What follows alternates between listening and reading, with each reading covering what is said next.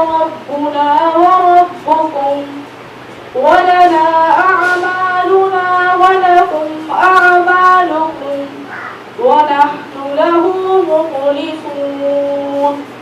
أم تقولون إن إبراهيم وإسماعيل وإسحاق ويعقوب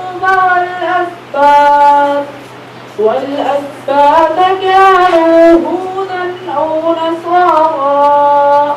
قل أأنتم أعلم أم الله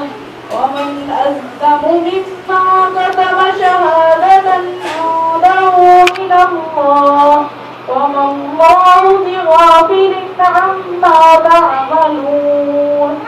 تلك أمة قد خلت لها ما كسبت ولكم ما كسبتم ولتسألون عما كانوا